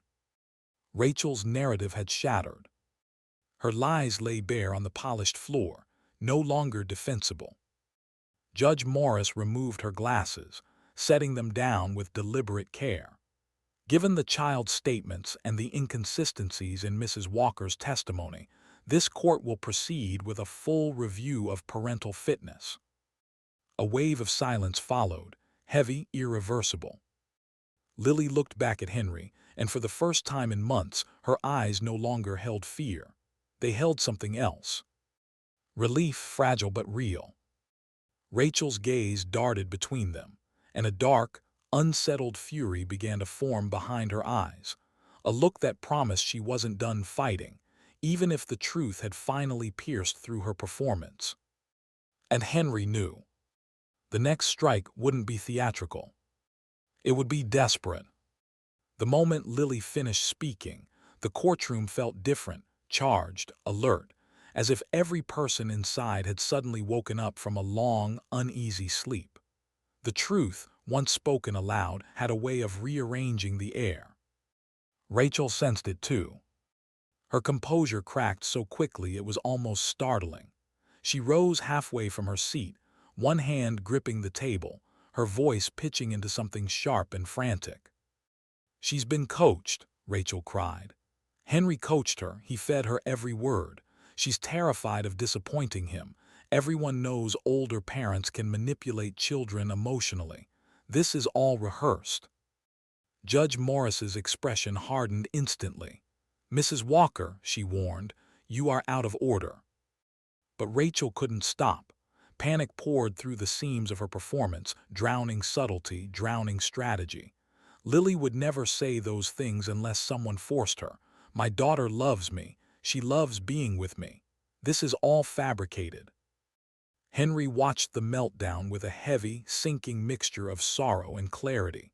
He had once trusted this woman, once believed she was capable of love, of gentleness. But the panic in her eyes now wasn't the panic of a mother losing her child. It was the panic of a liar, realizing the lie had begun to collapse. Judge Morris leaned forward, eyes sharp. "Mrs. Walker, do you believe your daughter is lying under oath?" Rachel hesitated, but only for a breath. "Yes," she said. "Yes, I do." The judge's jaw tightened. "On what basis?" Because she's different with him watching. She says things to get attention. She's confused, traumatized by his age and instability." Silence washed over the courtroom, thick and disbelieving. Even Rachel's attorney subtly shifted, no longer confident in her direction. Judge Morris fixed Rachel with a stare so uncompromising it felt like the temperature in the room dropped 10 degrees. "Mrs. Walker," she said slowly, "do you understand the gravity of accusing a child of perjury simply because her truth contradicts your narrative?" Rachel opened her mouth, but no words came. Before she could scramble for a new excuse, Jamie Torres from CPS stood. "Your Honor, may I clarify something?" Judge Morris nodded. Jamie approached the stand with her notebook, calm and professional. "Lily disclosed concerns about her mother's apartment weeks ago. She described being left alone, interactions with Colin, and feelings of fear, details consistent with what she just told the court." Jamie flipped to another page. "These disclosures were made privately, without Mr. Walker present. There is no evidence of coaching. In fact, Lily has been remarkably consistent across multiple interviews." Murmurs rippled across the gallery. Rachel's face reddened, not with embarrassment but with a frantic, feral anger. Before she could speak again, Dana rose smoothly. "Your Honor, with the court's permission, the defense would like to submit supplementary evidence." Judge Morris gestured. "Proceed." Dana laid out the documents like cards in a winning hand. First came the bank statements, highlighted withdrawals, unapproved transfers, thousands vanishing over months. Then the lease agreement for the downtown apartment signed behind Henry's back. Next, receipts for hotel rooms and dinners that corresponded with Rachel's work nights. Finally, Dana produced the audio recording Henry captured during Rachel's attempted bribe. The argument, her insults, Lily hiding behind him, every word preserved. The room felt smaller as the truth tightened around Rachel. "Your Honor," Dana said clearly, "these documents demonstrate a long-term pattern of dishonesty, financial manipulation, and emotional coercion. They corroborate Lily's testimony and directly contradict Mrs. Walker's portrayal of events." Rachel's attorney began flipping through the pages desperately, as though searching for a missing lifeline. None existed. "And finally," Dana added, "the court subpoenaed Colin Reeves for testimony. He declined to appear." A soft gasp came from someone in the back row. Rachel swung around, stunned. He what? Colin wouldn't." Dana continued, unwavering. "Mr. Reeves's attorney submitted a statement distancing his client from Mrs. Walker entirely.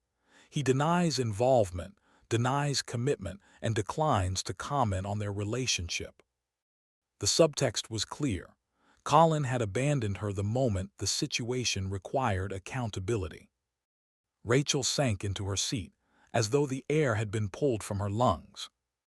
For the first time since this nightmare began, Henry felt something shift inside him. Not relief, not triumph, but hope. Quiet, cautious hope. Hope that maybe, finally, people were seeing reality instead of the illusion Rachel had been painting. Judge Morris exhaled slowly, tapping her pen against her notepad. "Mrs. Walker," she said with finality, "this court has been patient. It has listened. It has allowed you to present your claims, but the evidence demonstrates a consistent and troubling pattern of dishonesty." Rachel stared straight ahead, unmoving, like someone trying to hold together the last fragments of a crumbling world. "We will resume tomorrow," the judge said, "at which point I expect full truthfulness. Anything else will have consequences." She struck the gavel once. Lily reached for Henry's hand. He squeezed back gently, steady and sure. Behind them, Rachel sat frozen, eyes dark with a fear that had nothing to do with losing custody, and everything to do with losing control. The courtroom felt heavier the next morning, as if the walls themselves remembered every word spoken the day before. Henry sat quietly at the defense table, hands folded, spine straight despite the exhaustion tugging at him. He'd barely slept. Lily had woken twice from nightmares, and each time he'd sat beside her bed until her breathing softened again. Today wasn't about evidence anymore. Today was about consequences.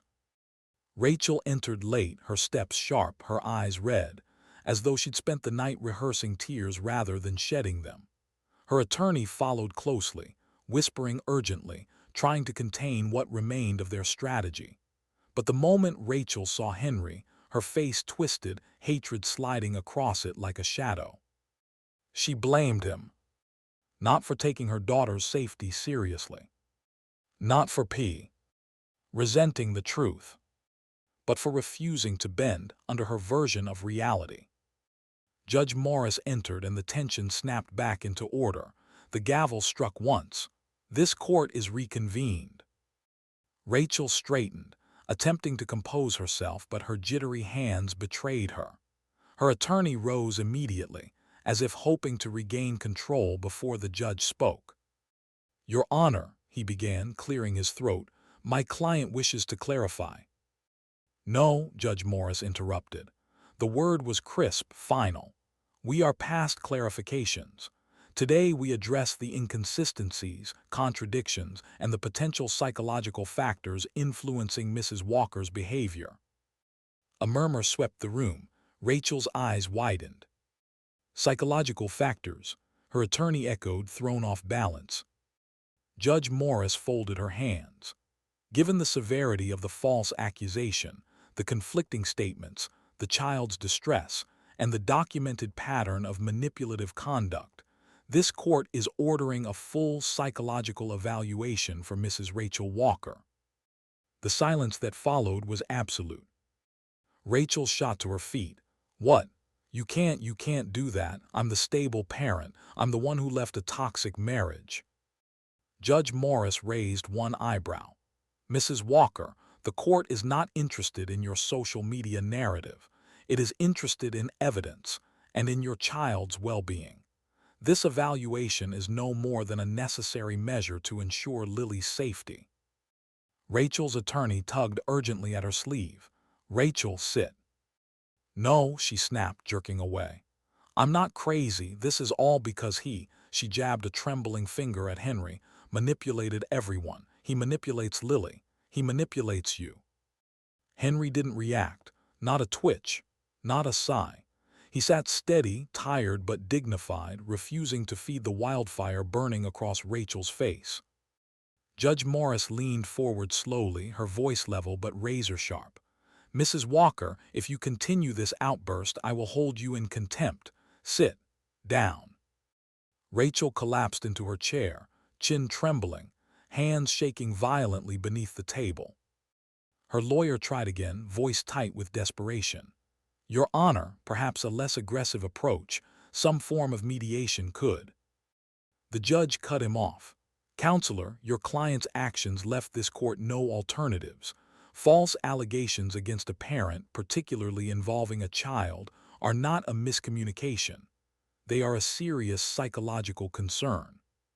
She paused, allowing the words to land exactly where they needed to. "Furthermore, Lily's well-being is now the sole priority of this court. Any decision from this point forward will be based entirely on what protects her emotional and physical safety." In the back row, Lily lowered her head, her shoulders trembling with quiet relief. Jamie from CPS placed a hand lightly on her arm. Rachel saw it, saw her daughter lean toward someone else for comfort, and something in her expression hardened into pure resentment. She glared at Henry as if his very existence had caused her world to implode. Henry met her gaze for only a moment before looking away. There was no triumph in him, no victory, only grief for what Lily had endured, and gratitude that the court was finally seeing what he had been fighting to reveal. Dana rose, her binder organized, tabs neatly marked. Her voice was calm, controlled. "Your Honor, pending the evaluation, the defense has prepared closing remarks regarding custody stability, documented patterns of neglect, and the child's stated preference." "Very well," Judge Morris said. "We will hear closing statements after Mrs. Walker completes the ordered assessment." Rachel's attorney shifted uncomfortably, rubbing his forehead. He'd lost the footing he'd relied on. There was no patching over what had been exposed, no defense left to lean into. When the judge announced her adjournment, her tone held the weight of a decision already forming. "This hearing is suspended until tomorrow morning," she said, "at which point I will deliver my verdict." The gavel echoed across the courtroom like a door, shutting on the last of Rachel's illusions. As people began to rise, Rachel stood stiffly. Her hatred burned openly now, not strategic, not disguised, but raw. She stared at Henry with an intensity that might have shaken a weaker man. But Henry felt something different inside him. Not fear, not uncertainty. Hope. Lily walked toward him slowly, her small hand slipping into his. The connection was simple, quiet, and more truthful than anything the courtroom had heard in days. Tomorrow would bring an ending, one that could define their lives. But for the first time in months, Henry allowed himself to believe the ending might finally, mercifully, be just. The courtroom felt colder that morning, not physically, but in the way a storm leaves the world hushed just before it breaks. Henry walked in with Lily's small hand clasped firmly in his, her palm warm, trembling. Dana moved beside them with quiet purpose, her notes already organized, her expression unreadable. But everyone could feel it, the tension weaving through the room like a tightened wire. The air itself seemed to brace. Rachel entered minutes later, escorted by her attorney. Her hair was immaculate, her white blouse pressed, but her eyes, once sharp with confidence, now flickered with something brittle. The psychological evaluation report sat sealed on the judge's bench. Rachel kept glancing at it as though it were a bomb waiting to detonate. Henry didn't stare. He kept his focus on Lily, who chose a seat near the aisle where she could see him easily. CPS sat beside her, quiet and watchful. Then Judge Morris entered. Everyone rose, everyone sat. And silence took hold. The judge adjusted her glasses, scanning the room as if taking stock of not just the evidence, but the consequences. When she spoke, her voice carried the weight of someone who understood what her words would change. "This court has reviewed all submitted documentation," she began, "along with the psychological assessment ordered yesterday, CPS reports, school statements, financial evidence, and the testimony of the minor child." Rachel tensed, her nails digging into the table. Her attorney subtly shook his head, bracing for what he already seemed to know. Judge Morris continued, her tone sharpening. "Mrs. Walker, the court finds your claims to be inconsistent, unsupported by credible evidence, and in several cases," she tapped the file, "actively contradicted by third-party testimony and official records." A faint hum rippled across the courtroom. But it was nothing compared to what came next. "Furthermore," the judge said, "this court finds your allegations toward Mr. Walker to be fabricated, manipulative, and harmful to the well-being of your daughter."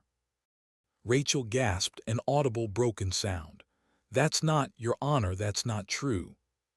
"Sit down," Judge Morris commanded, not raising her voice but striking harder than a shout.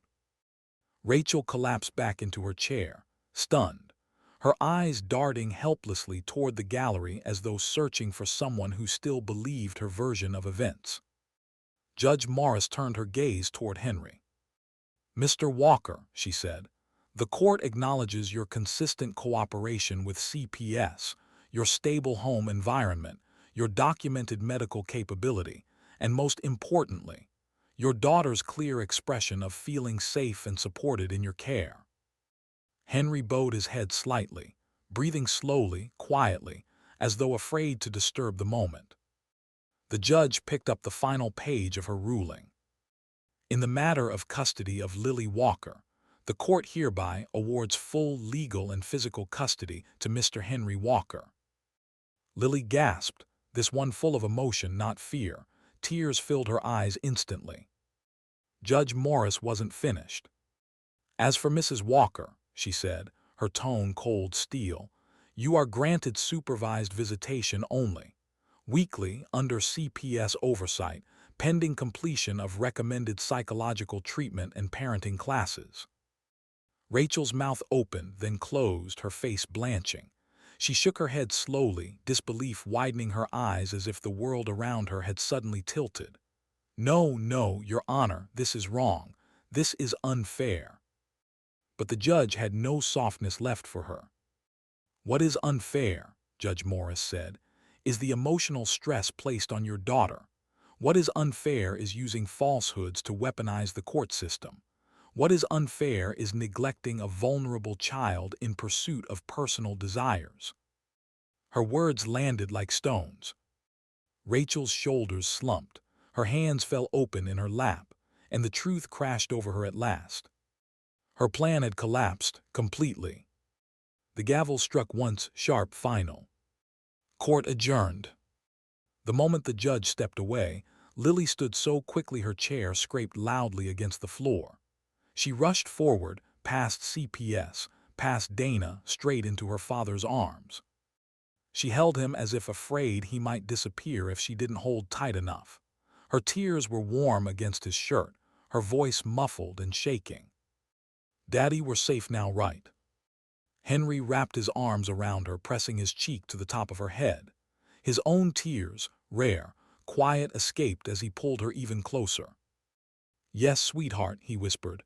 "Forever, I promise you, forever." For the first time in months, he felt her body relax fully against him, the kind of release only a child who has been carrying far too much can feel when the weight finally drops. Henry looked over Lily's shoulder and saw Rachel sitting motionless at the plaintiff's table. Her eyes were hollow, expression stunned, as if she were watching a future she had carefully designed dissolve in real time. Her attorney spoke to her softly, but she didn't respond.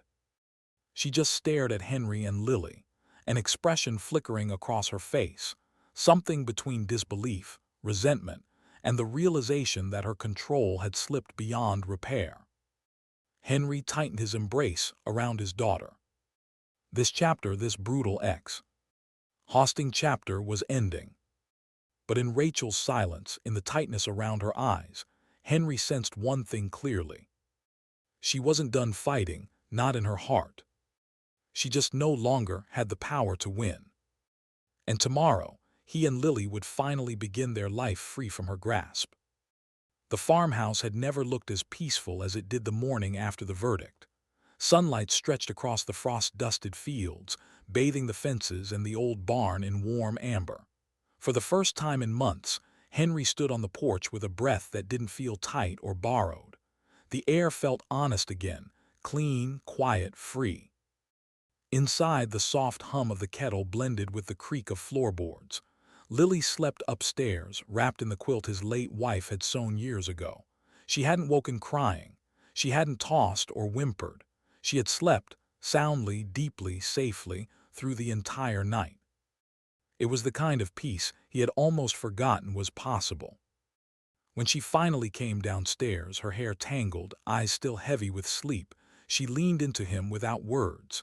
Henry kissed the top of her head and poured her a warm mug of cocoa, the kind she always liked on cold mornings.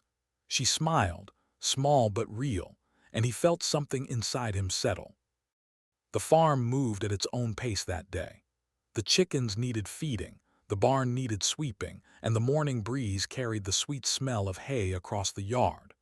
Lily followed him quietly, not clinging the way she did before, but staying close enough to feel grounded. Every so often she reached for his hand, not fearfully, but gently, as though relearning what safety felt like. By afternoon, neighbors began stopping by. Mrs. Greer arrived first with a casserole dish wrapped in a faded towel. Her eyes softened when she saw Lily smiling shyly at the doorway.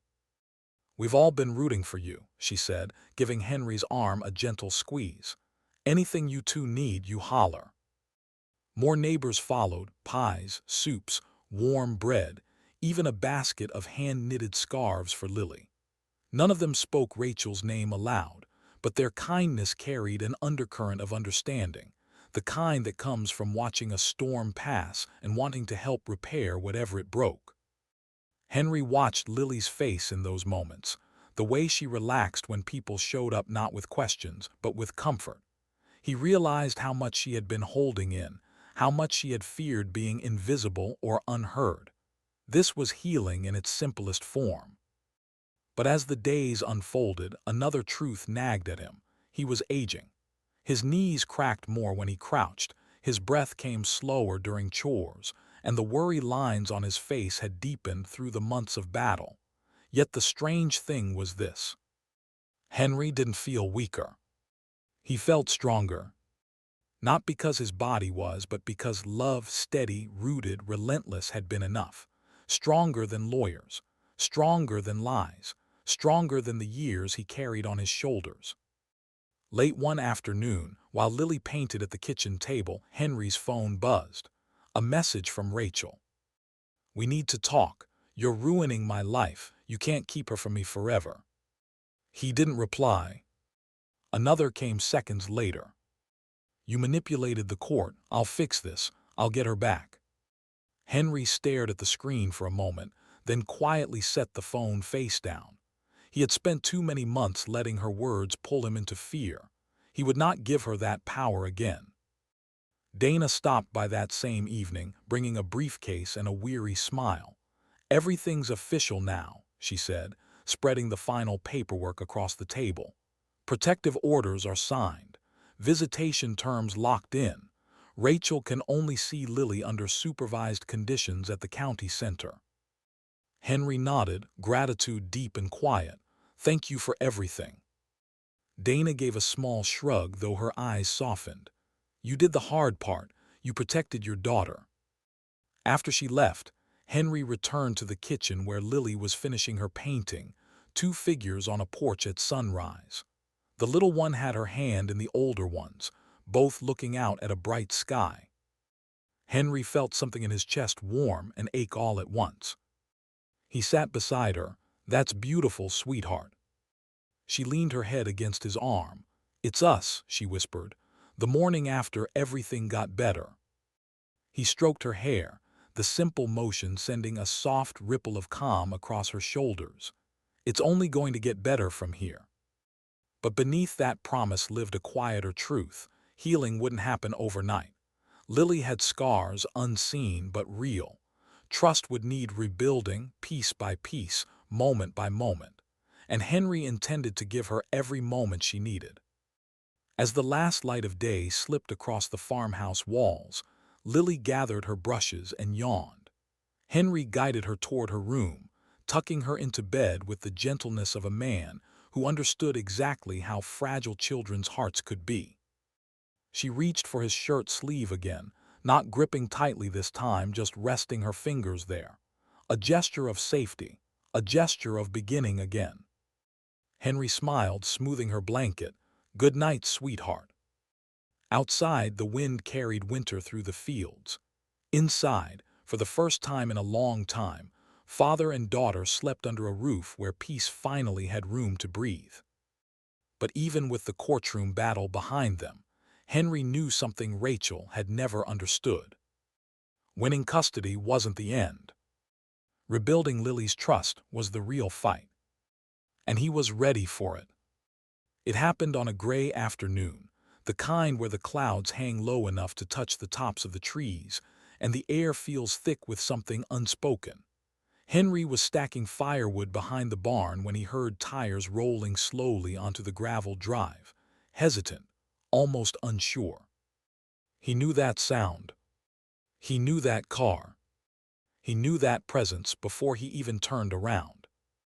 Rachel stepped out wearing a coat that looked too thin for the weather, makeup smudged beneath her eyes, hair pulled back in a rush. She looked smaller than he remembered, less polished, less certain, as if the version of herself she performed for the world had cracked beyond repair. "Henry," she called, her voice trembling, "please, can we talk?" Henry set the last log onto the stack and wiped his hands on his jeans. For a moment, he simply stood there, breathing slowly, grounding himself the way Dana had taught him. Respond from truth, not anger. "What do you need, Rachel?" he asked gently. She walked toward him with unsteady steps, her eyes already watering. I want one more chance," she said, voice cracking. "Please, I know I messed up, but I can fix this. I can be better, a better mother, a better everything. Just let me try again." Henry's jaw tightened, but he didn't speak. Rachel pressed on, panic bleeding into her words. "I only lied because I was scared, Henry. I thought you were taking Lily from me. I thought you'd replace me. I didn't know what else to do. I had to fight back." He shook his head slowly. "Rachel, lying isn't fighting, it's destroying. And you didn't destroy me, you hurt her, your own daughter." She winced, eyes squeezing shut, tears slipping down her cheeks. I know, I was desperate. I wasn't thinking clearly." "You were thinking clearly enough to plan it," Henry said softly. "To manipulate, to coach her, to post lies, to empty our account, to leave her alone with that man." At the mention of Colin, Rachel's face contorted, shame, anger, grief all tangled into something raw. "He left," she whispered. "Colin left me. He won't return my calls, won't answer texts. He said he doesn't want anything to do with this." Her breath hitched painfully. "He said I'm too much trouble now." Henry didn't feel satisfaction, not even a flicker, only sadness for the self-made ruin she stood in. Rachel wiped her nose with the back of her hand. "I've lost everything. My reputation, my job, and my friends think I'm unstable, and Lily," her voice cracked. "I miss her. I miss my daughter. Henry, please, please let me see her without someone watching us. I can fix this. I swear I can." Henry stepped closer, not threatening, not angry, just honest. A father who had endured enough to speak truth without cruelty. "Rachel," he said quietly, "you didn't lose Lily because of the court, or because of me."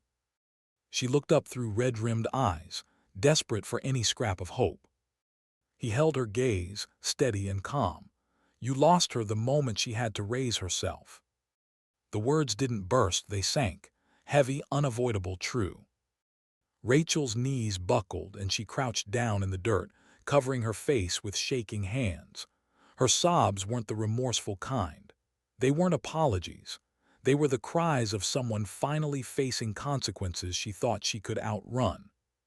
"I didn't mean," she tried to say through trembling breaths. "I didn't think it would go this far. I thought she would choose me." "She wanted you," Henry said softly. "She wanted a mother, but you wanted someone else. Someone who didn't want her. That wasn't her fault." Rachel cried harder, shoulders collapsing inward. "Henry, please reconsider. See. Ustedy, let's share again. I'll follow the rules. I'll do whatever you want, just don't keep her from me." Henry exhaled, long and heavy. He wished the world were simpler, wished love and effort were enough to erase damage. But some wounds required distance, and Lily deserved safety before sentiment. "I'm not keeping her from you," he said gently. "The court made its decision, and they did it because of what you did, not me." He paused, voice softening even more. "You'll see her supervised with structure, with accountability. If you love her, truly love her, you'll accept that." Rachel looked up, eyes swollen. "So that's it. You won't give me another chance." Henry shook his head. "This isn't about giving you a chance. It's about giving her a life where she doesn't have to be afraid." For a long moment, Rachel didn't speak. The wind rustled the dry grass, carrying the scent of winter across the yard. Her breathing slowed, though it stayed ragged. Then, without another word, she stood, fragile, defeated, and walked back to her car. She didn't slam the door. She didn't shout. She simply drove away, the gravel crunching beneath the tires until the sound faded into the stillness of the farm. Henry watched her disappear around the bend, feeling neither triumph nor pity, just a deep, quiet certainty that he had chosen correctly. Behind him, the screen door creaked open. Lily peeked out, her voice soft. "Dad, who was that?" Henry turned toward her, offering the warmest smile he could. "No one you need to worry about, sweetheart." He walked back toward the house, toward the little girl who depended on him, toward the life he was rebuilding one careful day at a time. Rachel's final attempt had ended, and Henry's resolve had never been clearer. Lily came first, always and without exception. Winter thawed slowly on the farm. Snow retreated in patches, revealing damp earth and the first hints of green underneath. The world outside seemed to be healing at the same pace Henry and Lily were, quietly, gently, without forcing anything before its time. Henry spent most afternoons in his workshop now, repairing old birdhouses, sanding down scrap wood, fixing hinges that creaked from years of use. It was peaceful work, rhythmic, steady, and for the first time in months he wasn't doing it alone. Lily joined him almost every day. She'd sit on the tall stool beside his workbench, legs swinging, hands eager to help with whatever task he trusted her with. Henry gave her the lighter projects, sorting screws by size, handing him nails, wiping sawdust into neat piles with a tiny brush. Each job came with patient instruction. Each moment came with calm. "Remember," he said gently, showing her how to hold a piece of sandpaper firmly, "good work isn't fast, it's careful." Lily nodded, pressing the sandpaper against a wooden block exactly the way he showed her. "Like this." "That's it," Henry said, smiling. "Perfect." She beamed, a real smile, not the tentative, guarded one she'd worn for weeks. This one reached her eyes. The workshop became their sanctuary, a place without courtrooms, without shouting, without fear. Just the scent of cedar, the soft hum of tools, and the sound of a father and daughter learning how to breathe again. But healing wasn't linear. One afternoon, as the sun angled low through the dusty windows, Lily stopped mid-task. Her hands stilled, her breath hitched. The block she was sanding slipped slightly from her grip. Henry looked up immediately. "Sweetheart," he asked softly. She didn't answer at first. Then, her voice barely above a whisper, she said, "Dad, can I tell you something?" He set his tools down. "Always." Lily shifted on the stool, eyes fixed on the wood shavings scattered across the floor, as though afraid the truth would shatter if she looked at him directly. "When I was at Mom's apartment," she began slowly, "I used to pretend I wasn't scared. I didn't want her to get mad, or Colin. I tried to be quiet. I tried not to be a problem." Henry's heart clenched, but he kept his voice steady, gentle. "You were never a problem, Lily, not once." She swallowed hard. "Sometimes, when they left me alone, I would sit in the bathroom because it felt safer. The light was really bright, and I could hear if anyone came in the door." Henry moved closer, pulling a stool across from her.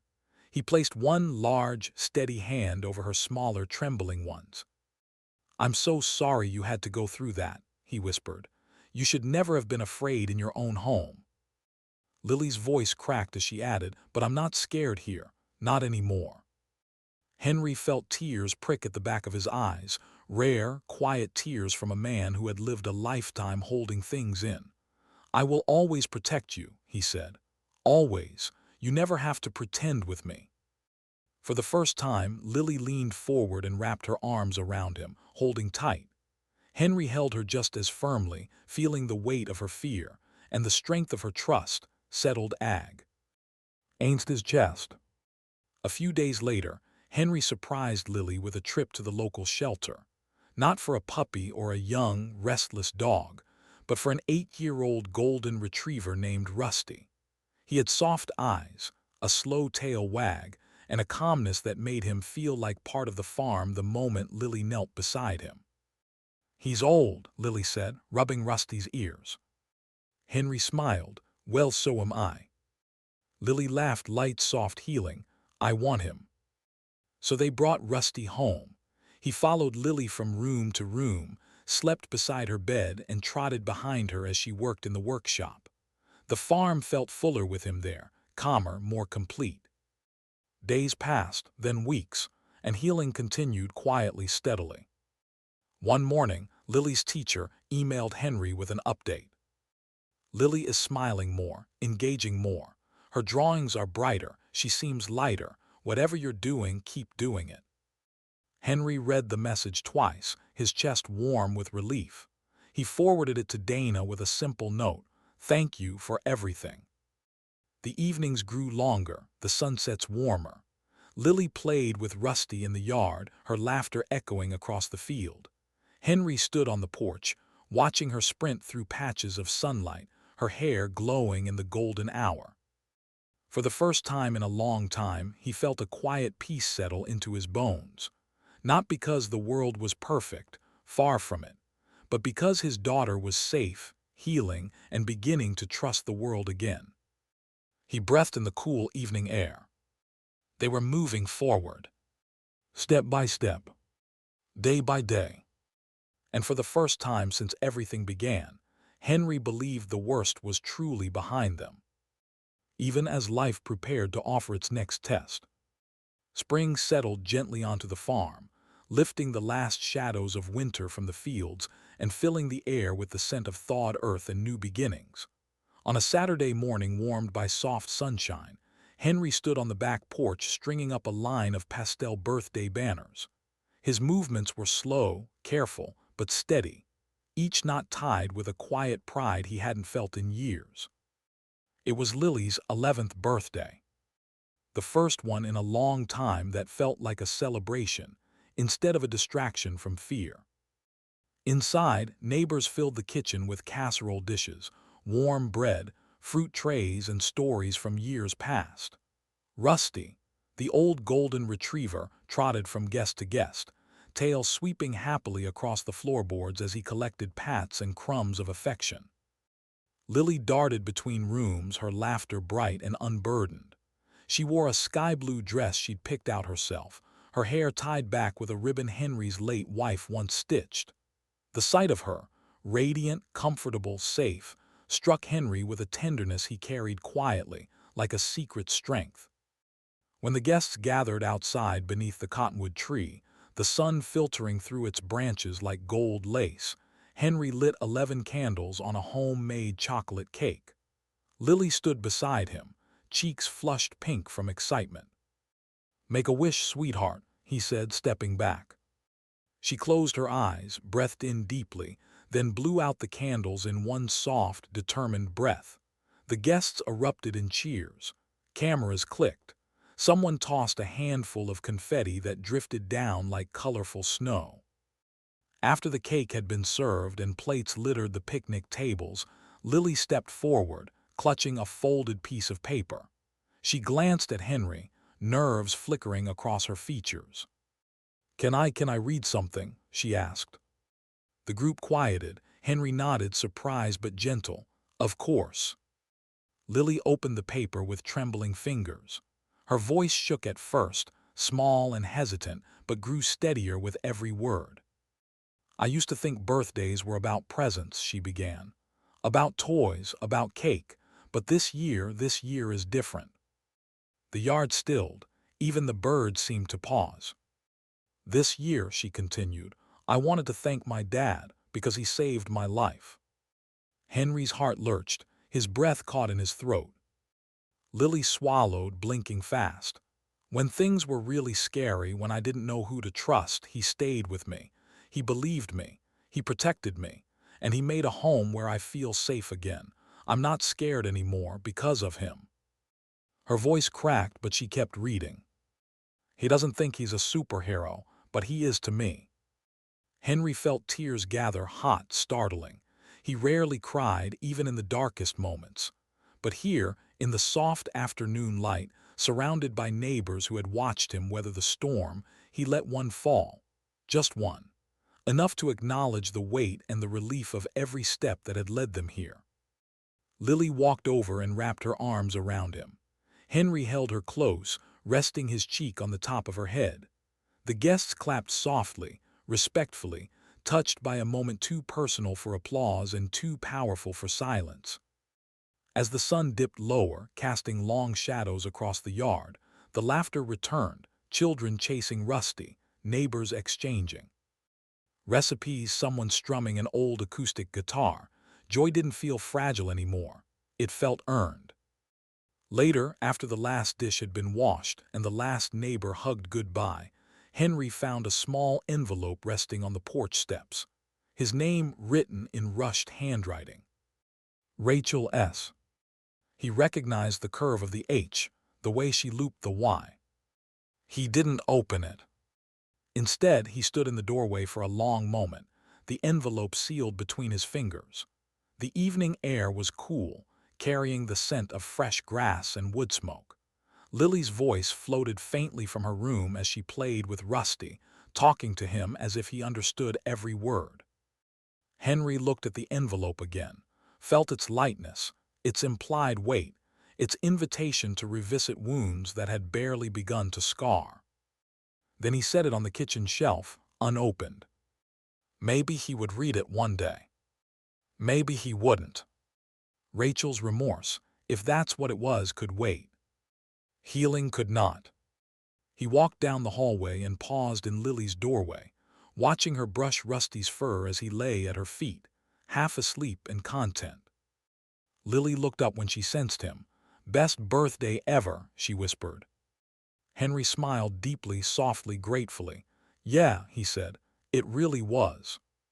The farmhouse felt full again. Not with noise. Not with guests. Not with the ghosts of the past. But with something warm and steady. A family rebuilt, one quiet piece at a time. And for the first time in a long while, Henry allowed himself to believe that tomorrow might be even better. The morning came in soft strokes of gold and pale pink, stretching across the horizon like the quiet beginning of a promise. Henry sat on the porch with a mug of coffee warming his hands, the old rocking chair creaking beneath him in a rhythm he'd grown to love again. The farm was still, just the faint rustle of branches, the distant call of a waking bird, and the gentle thump of Rusty's tail against the floorboards as he lay beside Henry's boots. Moments later, the screen door whispered open. Lily stepped out wrapped in her quilt, hair still tousled from sleep. She crossed the porch and climbed onto the chair next to him, tucking her knees under the blanket. She didn't speak at first. She just leaned into his arm, the way she always did when she felt safe. Together they watched the sunrise inch higher, spreading light over the fields, over the barn, over the quiet life they had started rebuilding piece by piece. After a long while, Lily spoke, softly, as though the morning itself might crack if she pushed too hard. "Daddy, can I ask you something?" Henry set his mug down, turning just enough to see her face. She wasn't afraid anymore, just searching, the way a child searches for the last missing piece of understanding. "Of course, sweetheart." She hesitated, fingers twisting the edge of the blanket. "When I told the judge what happened, did you believe me, really believe me?" Henry felt the air shift, light to heavy, gentle to profound. It wasn't just a question. It was a fear left behind, lingering from months of being silenced, doubted, coached, dismissed. A fear that even safety couldn't erase overnight. He reached out and brushed a stray strand of hair from her cheek. "I always believed you," he said, voice steady, warm, absolutely certain. "From the moment you first whispered you were scared, I believed you, and I never stopped." Lily's lip trembled, but she didn't cry. Instead, she exhaled, a slow, deep release that felt like the last shadows of her old fears dissolving in the sunlight. She rested her head against his shoulder, and a small smile curved into her cheek. "Good," she whispered, "because I was really scared that day, but I knew I had to say something. I didn't want anything bad to happen again." Henry wrapped an arm around her, pulling her gently into his side. "You were brave," he murmured. "Braver than most adults I've ever met." They sat like that for a long time, father and daughter, watching the world brighten inch by inch. Henry felt her breathing slow, her body relaxing fully, not because she was sleepy, but because the last unspoken fear had finally been named and met with truth. He looked out over the field, letting the warmth of the sun soak into his tired bones. Age had crept up on him faster than he liked to admit. His joints ached more, his steps slowed quicker, and sometimes he feared he wasn't enough, not young enough, not strong enough. But Lily didn't see limitations when she looked at him. She saw safety. She saw certainty. She saw home. And sitting beside her now, Henry let the truth settle inside him. He might not be the strongest father, or the youngest, or the fastest, but he was the right one. For her, for this life, for this moment. Because love wasn't measured in speed or muscle or age. It was measured in presence, in belief, in showing up every time the world threatened to pull someone small into the dark. Lily shifted, laying her head full. Why on his shoulder? Rusty nudged her foot with his nose as if agreeing. Henry smiled, gentle, reminiscent, grateful. "This life we have," he said softly, almost to himself, "it's because of you too, you know."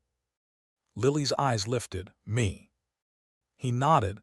"You told the truth even when it scared you. You stood up in that courtroom and changed everything. You saved us." She looked down, shy but glowing beneath the praise. "I just wanted us to be okay." Henry kissed the top of her head, a gesture that held every ounce of love he had left in him. "And because of you, we are." The sun rose fully then, flooding the porch in warm gold. Lily stretched her legs under the quilt, Rusty yawned loudly, and Henry settled deeper into the rocking chair, letting peace wrap itself around the three of them like a soft blanket. He took one last slow breath and whispered the truth he had carried in his heart since the day of the hearing. "In that courtroom, my little girl didn't just save herself. She saved me too."